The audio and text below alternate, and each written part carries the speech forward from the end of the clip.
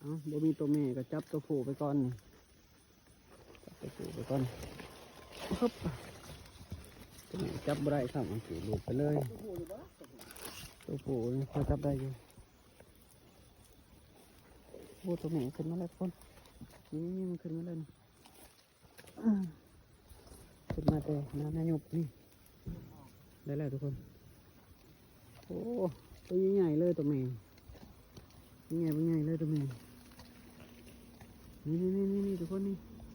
กำลังกัดอยู่นี่นี่ตัวแม่ตัวใหญ่ๆไข่เลยตัวแม่ไข่เลย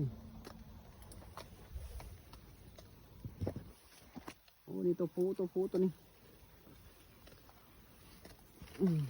นี่ตัวผู้จับง่ายตัวผู้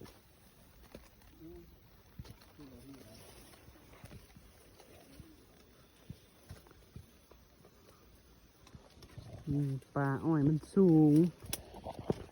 เอาบ่เห็นมันอยู่เบื้องเทิง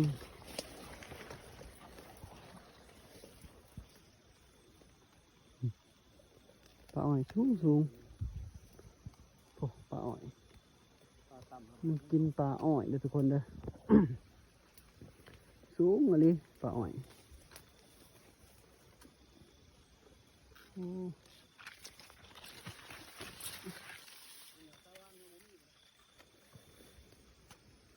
ฮะนี่แหละ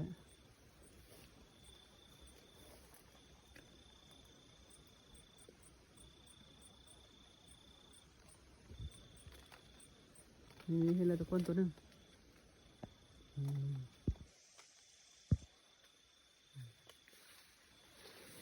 จับบ่เห็นตัวแม่เลยตรงนี้นะตัวแม่อยู่แถวใกล้กันปกติมีตัวผู้ต้องมีตัวแม่อยู่ตรงกันดูว่าแถวไก่นี่เห็นแล้วตัวแม่ทุกคนนี่ตัวแม่นี่นี่มันใหญ่เลยตัวแม่เห็นตัวผู้แล้วมันจะมีตัวแม่อยู่ใกล้ๆกันหมด